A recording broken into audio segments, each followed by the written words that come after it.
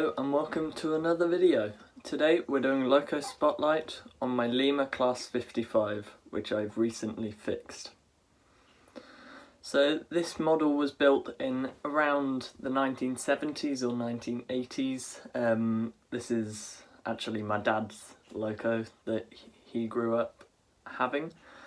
I don't really know much about it, other than it's called Royal Scots Grey and it's number 55022 in the British Rail blue.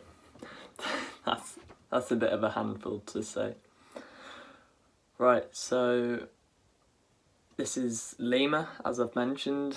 So the motor's quite noisy. You can get replacement motors, but I'm probably just going to sell this on at some point, so message me if you want to buy it. If not, I'll list it on eBay or something. So let's get into this and start looking at some of the detail. So first of all, let's take a look at the name. It's quite faded. I think it's supposed to be gold lettering, and you can see there's supposed to be a crown there. There is not. So that's interesting. On the top there's sort of yellow paint smudges. I've tried taking them off and they won't come off. Actually they're probably scratches because the inner body is yellow. So yeah, the name isn't that well defined, but I'm guessing it would have been better when it was first out, in some point in the 70s or 80s. Now these windows in here, they've literally just got black paint on the inside. I assume that's from the factory. If not, then someone please correct me if I'm wrong. Sorry, I've noticed there's a funny hair. So on the top, these grills, they're alright. They're very moulded. Like there's no separately fitted parts on this. As is a lot of the models from the 1970s or 80s. It's only relatively recently in model railway terms where we've got additional parts which the user can put on or which the owner can put on. Now let's look at the door. Again, moulded here. It looks alright. I mean, I'd imagine this isn't a very high-end model from the 70s or 80s because, well, it's a Lima, so it's not that high-end anyway, but there's very little sort of detail. The windows, they're literally a sheet of plastic that just goes in under the body. Let's just focus that again. There we are. So they're just sort of there, and if you poke one you can see all of them move in there. The British Rail crest, hopefully that focuses, please. There we are, that'll do. That's actually fared quite well.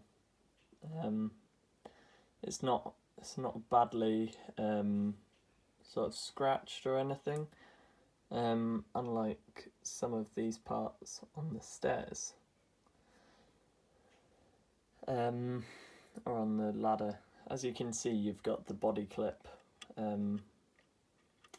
poking through the body, so that's not a great look.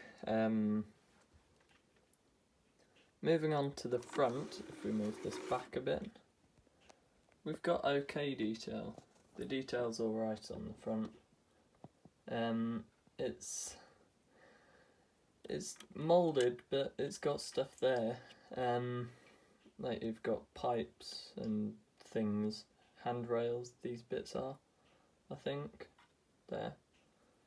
And yes, I am using the edging of a Hornby station house for my little pointer today. Here we've got again something that's supposed to be there.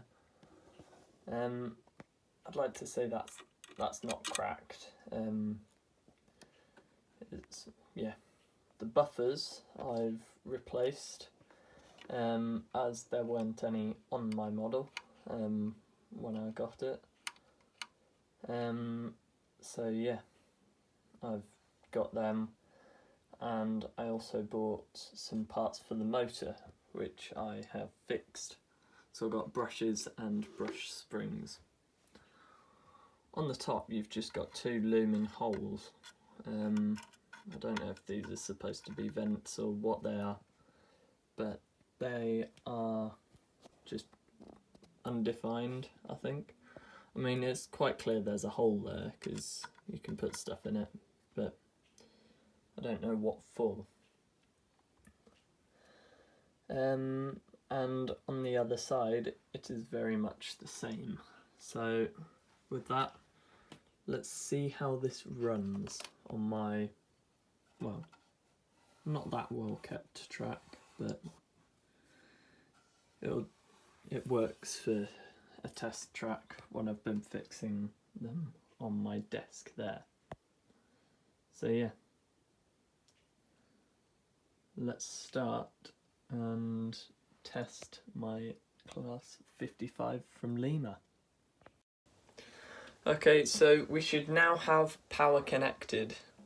So I've got my class 55 here. I need to be careful not to crash it into my phone. And yes, let's just see how it works. I've not run it in, well, weeks, probably a month and a bit, just because I've been busy with other stuff, not railway stuff. Other than my video on the Northampton and Lamport Railway, which I did 2 weeks ago? I uploaded it a couple of days ago. But yeah, check that out if you haven't seen it. So without any further ado, let's start the power. It's very hopeless. Oh, already failed at my main objective. Don't crash into my phone. Right, let's take it the other way. I probably need to clean my track. So, there's my track rubber, it's just crashed into it. Let's bring it back.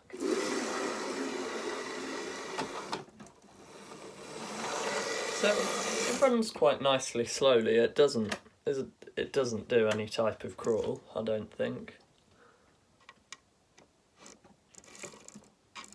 No. That's about as slow as you'll get it going. That's sort of the slowest steady speed that you'll get it going at. And that is the end of the track. Right, let's bring it back.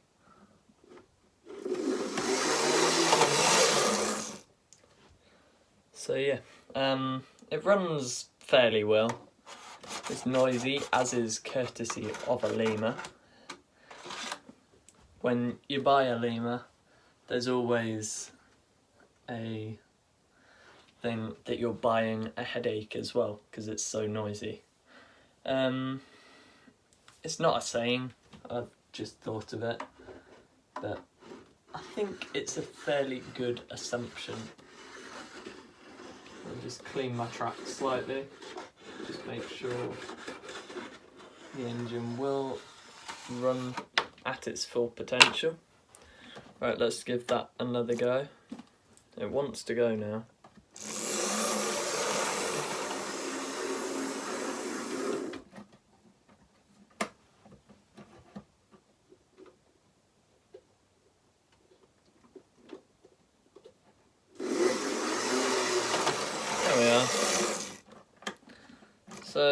it does work. It's got a bit of it's a bit noisy, but that's a Lima. There's not really much else to say about it. It's fairly powerful, I think. It can pull at least probably 5 or 6 carriages at a normal running speed. So yeah. So that concludes the running of the Lima Class 55. So the next shot will probably be, well, just an ending shot. In fact, why not end it here? So, thank you for watching. If you enjoyed it, remember to like and subscribe. Let's try and get to 150 subscribers by September. We're on 140 currently. So it shouldn't be too hard. We've been gaining a few each day, so let's try and get that. So like, subscribe, comment, join the Discord. More people have been joining that recently, so that's really, really good.